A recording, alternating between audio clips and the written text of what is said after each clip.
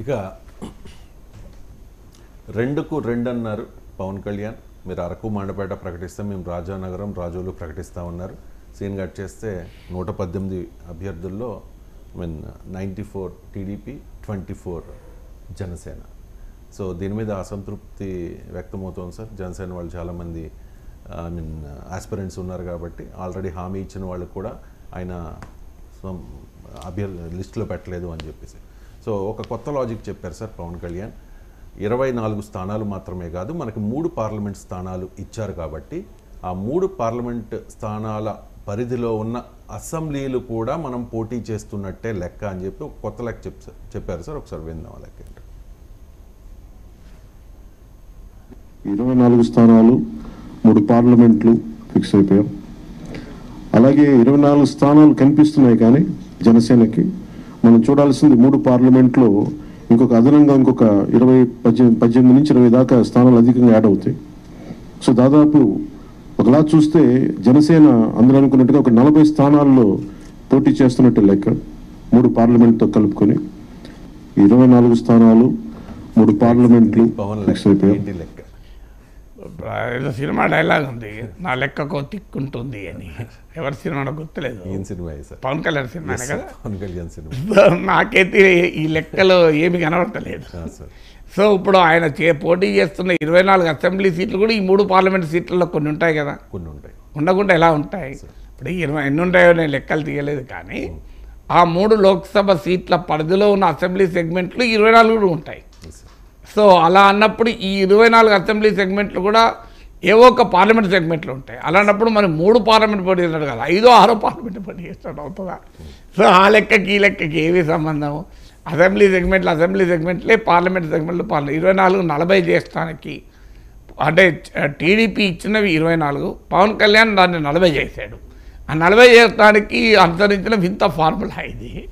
So ఇది ఇంకా ఎక్కువ అసంతృప్తిని పెంచుతుంది. మనకున్న బలం ఇంతే, బలానికి తగినట్టుగా మనం సీట్లు అడిగాం, బలం కన్నా బలానికి సంబంధం లేని సీట్లు అడిగితే ఓడిపోతాం. అల్టిమేట్గా అది వైసీపీకి లాభం అవుతుంది. ఇప్పుడు మనకున్న టార్గెట్ 40 కాదు, ఉన్న 24లో 20 గెలవడం ముఖ్యం. 40 పోటీ చేసి 10 గెలిస్తే లాభం ఏంటి? ఎన్ని పోటీ చేసావన్నది ఎలక్షన్ల వరకే, ఎన్ని గెలిచావన్నది 5 ఏళ్ల పాటు ఉంటుంది. ఇది కదా పవన్ కళ్యాణ్ చెప్పాల్సింది. ఎందుకంటే 24 సీట్లు మనకు వచ్చాయి, 3 ఎంపీలు వచ్చాయి, ఇంకా 57 సీట్లు ప్రకటించాల్సి ఉంది. ఈ సీట్లలో మనం కనుక గెలవగలిగితే, ఇందులో కనీసం ఒక 80% గెలుచుకున్నా మనకు 20 సీట్లు ఎమ్మెల్యే, ఒక 2 ఎంపీ సీట్లు గెలుచుకున్నా 2019తో పోలిస్తే మన గ్రాఫ్ ఎంత పెరిగినట్లు. 2019లో ఒకటే ఒక్క ఎమ్మెల్యే సీటు, ఎంపీ లేదు. 2024లో 20 ఎమ్మెల్యే సీట్లు, 2 ఎంపీలు గెలిస్తే అది జనసేనకు మామూలు బలం కాదు కదా. ఒక 5 ఏళ్లలోనే ఇంత మార్పు కదా. సో అది ఫోకస్ చేయండి అని జనసైనికులకి చెప్పితే వాళ్ళు కన్విన్స్ అయ్యే అవకాశం ఉంటుంది. నిజమే కదా, ఇప్పుడు ఉన్న 24లో 20 గెలవడం ముఖ్యం తప్ప అవి 40 ఎందుకు కాలేదు అని అనుకుంటే, 40 అయినంత మాత్రాన 40 గెలవకపోతే 10 గెలిస్తే ఏం ప్రయోజనం? అందువల్ల సీట్లు ఎన్ని పోటీ చేస్తామన్నది కాదు, ఎన్ని గెలిచామన్నది ముఖ్యం. ఒక 2 పార్టీలు పొత్తున్నప్పుడు వాళ్ళ బలమైన సీట్లు మనకు వస్తాయి, మన బలమైన సీట్లు వాళ్ళకి పోతాయి. ఎందుకంటే పార్టీల పొత్తు ఏకపక్షంగా ఉండవు కదా. అందువల్ల ఆ మాట అడగాలి. ఆ మాట చెప్పి మనకున్న బలానికి తగినట్టుగా సీట్లు తీసుకున్నాం. మనకు లేని బలాన్ని మనం ఊహించుకొని రేపు పోటీ చేసి ఓడిపోతే మనకు లాభం లేదు, మన రాజకీయ లక్ష్యమైన జగన్ ఓడించడానికి ఉపయోగపడదు అని కన్విన్స్ చేయాల్సింది పోయి మన 24 కాదు, మన 40 పోటీ చేసినట్లే. అలాంటప్పుడు 94 కాదు, టీడీపీ ఎన్ని చేసినట్లు? ఎందుకంటే ఇంకా 22 ఎంపీ సీట్లు ఉన్నాయి కదా. దాంట్లో కూడా ప్రతి ఎంపీ సీటుకు 7 అసెంబ్లీ సెగ్మెంట్లు ఉంటాయి. అంటే 154 వాళ్ళు పోటీ చేసినట్టు. 154, 94 కలిపితే 248 అవుతాయి కదా. ఆ లెక్కన కూడా రేషియో అదే. మళ్ళీ 94కు 24కి ఏ రేషియో ఉంటుందో 248కి 40 కూడా అదే రేషియో ఉంటుంది. 240 అంటే మళ్ళీ 1/6. ఇక్కడ కూడా ఇక్కడ ఇంకా 1/6 కూడా అది, ఇక్కడ 1/5 కన్నా ఎక్కువ. సో అందువల్ల ఇది మోర్ దెన్ 20% అవుతుంది, అక్కడే ఇంకా తక్కువ. సో ఆ లెక్క తీసుకున్నా కూడా ఈ లెక్క మ్యాథమెటికల్గా కరెక్ట్ కాదు, కెమిస్ట్రీగా కరెక్ట్ కాదు, అసలు పొలిటికల్గా కూడా కరెక్ట్ కాదు, ఎలక్టోరల్ స్ట్రాటజీ రీత్యా కూడా తప్పే. Right sir. జనసేన పార్టీ నాయకుడు కాకపోయినా పవన్ తన సూచనల్ని లెక్క చేయకపోయినా పదే పదే పవన్ కళ్యాణ్కి లెటర్లు రాసే హరిరామ జోగయ్య ఆయన కూడా రియాక్ట్ అయ్యారు సార్. చాలా ప్రశ్నలు సంధించారు ఆయన. జనసేనకు 24 సీట్లకు మించి గెలిచే సత్తా లేదా, ఒకరు ఇవ్వడం మరొకరు దేహి అనడం ఏంటి, జనసేన పరిస్థితి ఎంత హీనంగా ఉందా, ఈ పంపకం కూడా రాష్ట్ర ప్రయోజనాల కోసమే అని పవన్ చెప్పగలరా అని చెప్పి. అంటే చంద్రబాబు ప్రయోజనాల కోసం చేస్తున్నారు కానీ రాష్ట్ర ప్రయోజనాల కోసమో జనసేన పార్టీ ప్రయోజనాల కోసమో లేకపోతే తాను ముఖ్యమంత్రి అవడం కోసమో చేయడం లేదు అనేది జోగయ్య గారి మాట. హరిరామ జోగయ్య లేక పవన్ కళ్యాణ్ ప్రయోజనాల కొరకేనా, అది మొదలు తేలితే ఇవన్నీ తేలుతాయి. సో అది పవన్ కళ్యాణ్ ప్రయోజనాల కొరక నేను అనుకోను. అది క్లియర్గా జగన్మోహన్ రెడ్డి ప్రయోజనాల కొరకు రాస్తున్న లేఖల్లాగా కనబడుతున్నాయి. హరిరామ జోగయ్య ఉద్దేశపూర్వకంగా జగన్కు ఉపయోగపడాలని రాస్తున్నాడని నేనేం ఆరోపించడం లేదు. కానీ అల్టిమేట్ రిజల్ట్ మాత్రం అదే. అది పవన్ కళ్యాణ్ దెబ్బతీయటానికి, జనసేన దెబ్బతీయటానికి మాత్రమే ఇలాంటి లేఖలు ఉపయోగపడతాయి. ఏదైనా ఉంటే పర్సనల్గా చెప్పచ్చు. పబ్లిక్గా లేఖలు రాస్తున్నాడంటే జనసేనని ఇబ్బంది పెట్టడానికి తప్ప ఇంకేముంటుంది దాంట్లో. సో ఇప్పుడు పవన్ కళ్యాణ్కి ఎంత బలం ఉన్నదని హరిరామ జోగయ్యకి ఎక్కువ తెలుస్తుందా, పవన్ కళ్యాణ్కి ఎక్కువ తెలుస్తుందా? ఇప్పుడు 24 తక్కువ ఎక్కువ ఎన్ని 50 అన్నదాని ప్రాతిపదిక ఏంటి? దేర్ షుడ్ బి ఏదైనా ఒక సర్వే ఉందా? గత ఎన్నికల బేస్ ఉందా? పార్టీకి ఉన్న నాయకుల బేస్ ఉందా? ఏ బేస్ మీద అడుగుతున్నారు? సో ఏ బేస్ మీద అడగకుండా 40 సీట్లు 50 సీట్లు ఇప్పుడు లాస్ట్ ఎలక్షన్లో 6 నుంచి 7% ఓటింగ్ వచ్చింది. ఆ లెక్కను చూసినా కూడా ఇప్పుడు 20% ఓటింగ్, మొత్తం 118 సీట్లు ప్రకటిస్తే అందులో 20% జనసేన, అంటే 80% TDP 20% Janasena. So last time మీరు ఓటింగ్ తీసుకుంటే కూడా మీకు తేడా మీకు ఇంతకన్నా ఎక్కువ లేదు కదా. 40% టీడీపీకి వస్తే 6 to 7% జనసేనకు వచ్చింది. సో ఏ క్రైటీరియా రీత్యా చూసినా ఈ సీట్లు తక్కువ అనే కంక్లూషన్కి రాలేము. ఇప్పుడు హరిరామ జోగయ్య ముందున్న కర్తవ్యం ఏంటంటే ఎన్ని సీట్లకు జనసేన పోటీ చేస్తుంది, పవన్ కళ్యాణ్ పోటీ చేస్తాడన్న వల్ల జనసేనకు అధికారం రాదు. ఎన్ని సీట్లు గెలిపించగలుగుతారన్న దానికి ఆధారపడుతుంటుంది. నిజంగా హరిరామ జోగయ్య పవన్ కళ్యాణ్ శ్రేయభిలాష అయితే ప్రకటించిన 24 సీట్లను గెలిపించే పని చేయాలి. అది వదిలేసి 40 చేయలేదు, 50 చేయలేదు, 60 చేయలేదు అంటే ఏ ప్రాతిపదిక లేకుండా పోటీ చేస్తే ఏం జరుగుతుంది? ఎలక్షన్లో ఓడిపోతారు.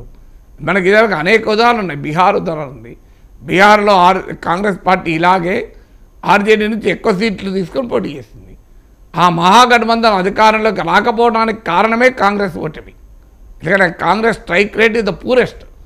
మీకు లెఫ్ట్ ఫ్రంట్కి సిపిఐఎంఎల్ అని ఉంటుంది, సిపిఐఎంఎల్, సిపిఐ, సిపిఎం, ఈ 3 పార్టీలకు ఇచ్చిన సీట్లలో వాళ్ళు 80 నుంచి 90% గెలిచారు. కాంగ్రెస్ పార్టీ వాళ్ళు తీసుకున్న సీట్లు ఎక్కువ, గెలిచిన సీట్లు తక్కువ. దానివల్ల కూటమికే నష్టం జరిగింది. అందువల్ల ఎప్పుడు కూడా సీట్లు అవసరాన్ని మించి, శక్తిని మించి తీసుకుంటే అది ప్రత్యర్థికి ఉపయోగపడుతుంది. అందువల్ల నిజంగానే జనసేన బలం 24 కాదు 40, 50 అనుకుంటే దానికి ఏదో ఒక ప్రాతిపదిక చెప్పాలి కదా.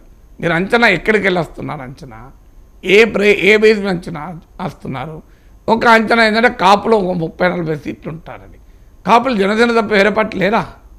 పేరుని నాని కాపు కాదా? అంబటి రాంబాబు కాపు కాదా? అండ్ టీడీపీలో కాపులు లేరా? పవన్ కళ్యాణ్ మీద పోటీ చేసే అభ్యర్థి కూడా కాపే, వైసీపీ అభ్యర్థి.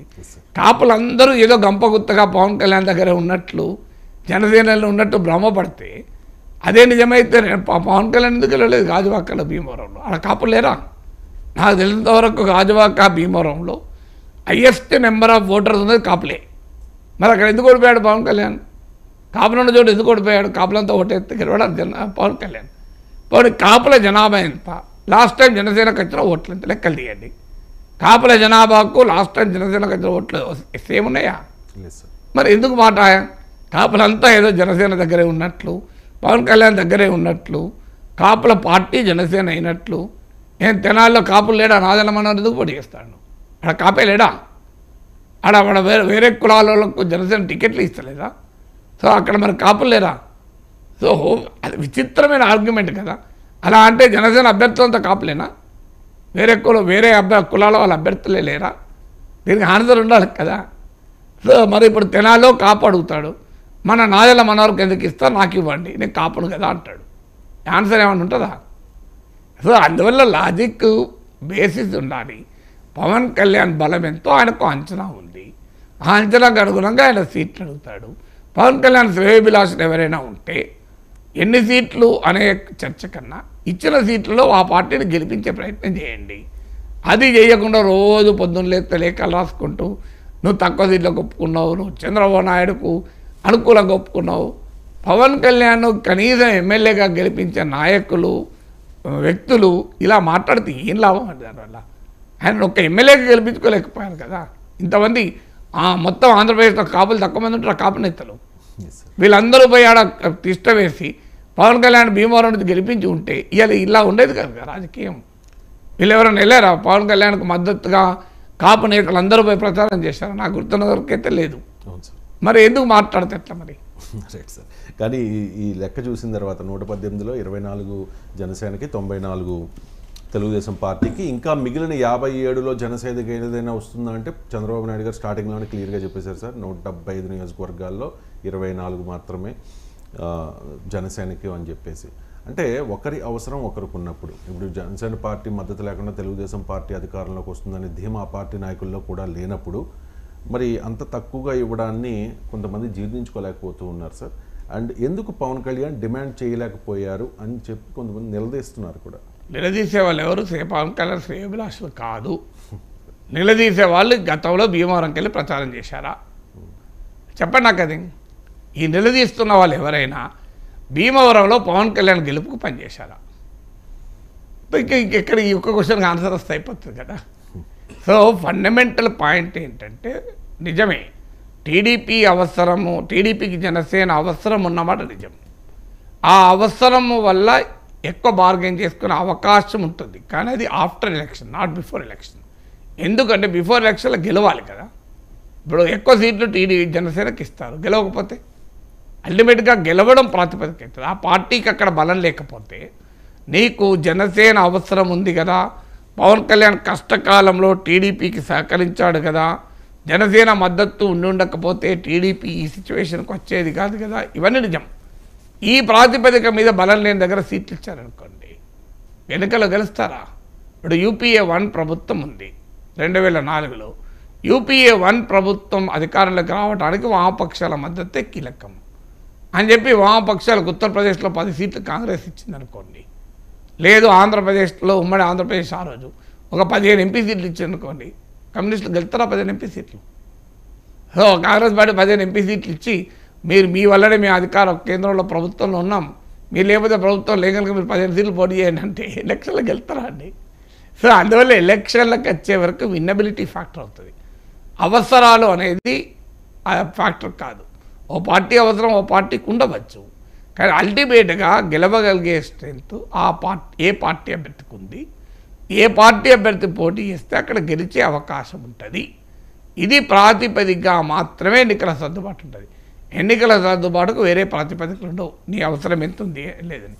ఎలక్షన్ల తర్వాత ఉదాహరణకు 70 సీట్లు టీడీపీకి వచ్చి 20 సీట్లు పవన్ కళ్యాణ్కి వచ్చాయనుకోండి, అప్పుడు కావాలంటే పవన్ కళ్యాణ్ నాకు ముఖ్యమంత్రి పదవి ఇస్తామని అడగచ్చు, కుమారస్వామి లాగానో నితీష్ కుమార్ లాగానో ముఖ్యమంత్రి పదవి పొందవచ్చు. సో అది కూడా అనెతికల్ అవుతుంది, ఎథికల్ కాదు. అట్లీస్ట్ అప్పుడు 2 ఏళ్ళు మాకు ముఖ్యమంత్రి పదవి ఇవ్వవా అని అడిగినా లాజిక్ ఉంటుంది. మా మద్దతు వల్లే కదా ప్రభుత్వం ఉండేది. ఎలక్షన్ల ముందు అనేది క్రైటీరియా గెలవడము గెలవకపోవడం అనే క్రైటీరియా పైన ఆధారపడి ఉంటుంది. సో ఈ ఎన్నికలకు ముందు ఈ లేఖలు రాసి ఈ అసంతృప్తి వ్యక్తం చేసిన వాళ్ళు ఎవరు జనసేన విజయానికి దోహదం చేసేవారు కాదు, పవన్ కళ్యాణ్ విజయానికి దోహదం చేసేవారు కాదు. మొదలు ఇప్పుడు ఎన్ని సీట్లు పోటీ చేస్తావు కాదు, ఎన్ని గెలుస్తావు అన్నది ముఖ్యం కదా. టీడీపీ లాస్ట్ టైం 170 సీట్లు పోటీ చేసింది, 23 గెలిచింది. ఇప్పుడు పవన్ కళ్యాణ్ ఎన్ని గెలుస్తారని వీళ్ళు అంచనా? 30 గెలుస్తారు, 40 గెలుస్తారని అంచనా ఉందా? 50 గెలుస్తారని అంచనా ఉందా? ఏ ప్రాతిపదిక అంచనా ఉంది? లాస్ట్ టైం 1 సీట్ నుంచి ఈసారి 50 సీట్లు గెలుస్తారు, లేదు ఈసారి భారీ గెలుస్తారని ఏ బేసి మీరు చెప్తున్నారు? లెక్కలు ఉండాలి కదా. Right sir.